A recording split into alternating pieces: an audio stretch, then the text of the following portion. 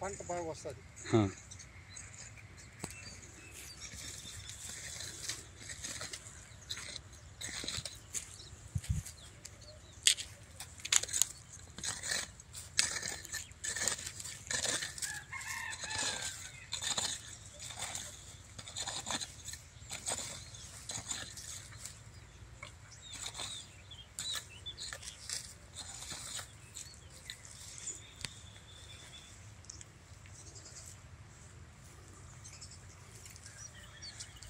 మార్చా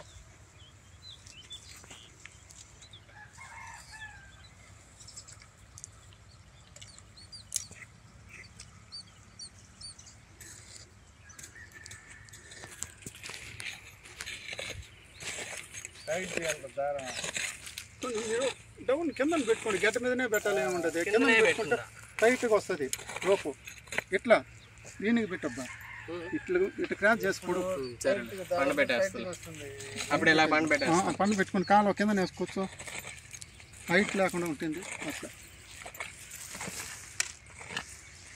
కాలువలో పెట్టుకుని పండు వేసుకో.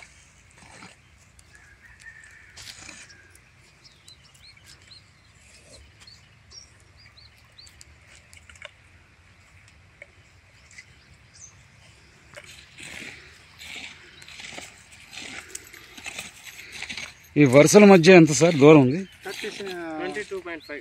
22.5. రకాన్ని బట్టి మారిపోతుంది గ్యాప్. ఓహో, సాగికి అయితే 22.5. అదే అదే కొర్ర, సామ, ఆరికలకి, ఓదలకి ఇవన్నీ ఈ రకం 25 దాకా పెట్టుకోవచ్చు. జొన్నకి, సజ్జకి అయితే 45. పెద్ద, మరీ పెద్ద మొక్కలు కదా. పెద్ద మొక్కలు కాదు, సాల్ డిఫరెన్స్ వచ్చేస్తుంది.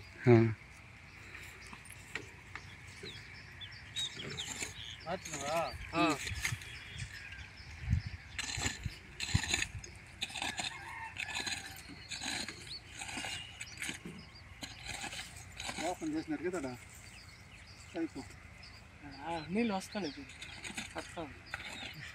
ఎక్కడి నుంచి పెట్టినారు ఇప్పుడు? అది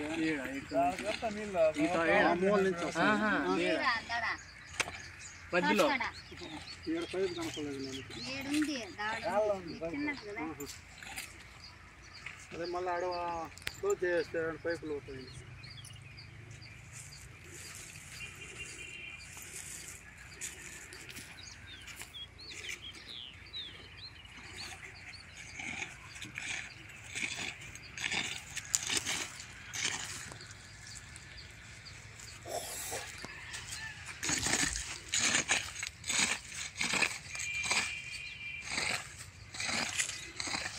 ఈ మొక్కల మధ్యలో 10 సెంటీమీటర్ ఇట్లా 10 సెంటీమీటర్లు కాదు, 5 మొక్కకి 5 సెంటీమీటర్లు ఉంటే చాలు. అది ఎందుకు అంత దగ్గరలో పెడతారంటే ఇది డైరెక్ట్ సోయింగ్ కాబట్టి దీంట్లో జర్మినేషన్ వచ్చేది రానిది ఉంటుంది కాబట్టి ఆ కవరింగ్ అయిపోతుంది. మనకి 10 సెంటీమీటర్లు ఉంటే నీకు సరిపోతుంది మొక్కకి. కానీ 5 సెంటీమీటర్లకి మనం ఏంటి పెడుతున్నాం అంటే ఈ జర్మినేషన్ వచ్చేటివి రానేటివి కొంచెం కవర్ అయిపోవడానికి అట్లా దగ్గర చేస్తాం. అంటే ఒకవేళ అన్ని జర్మినేషన్ వస్తే మధ్యలో ఏమైనా పీకేస్తారా? అవునా? మళ్ళీ నాటుకోవాలంటే నాటుకోలేము కదా. అవునవును.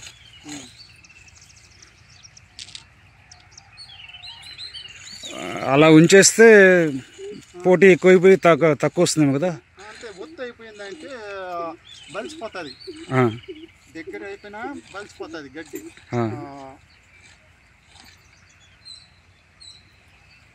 కర్ర ఎక్కువ దగ్గర అయిపోయినా కూడా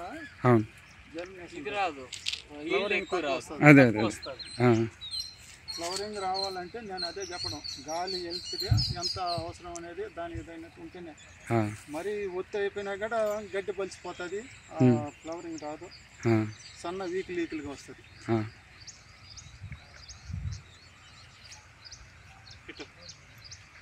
క్రాచ్ చేసి పెట్టుకోమ్మా.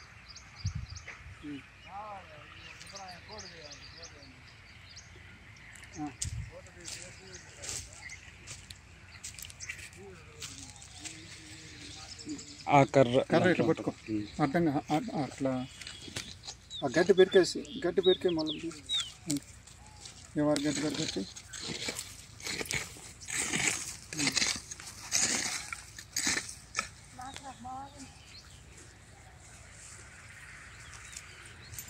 బాగుంది సార్.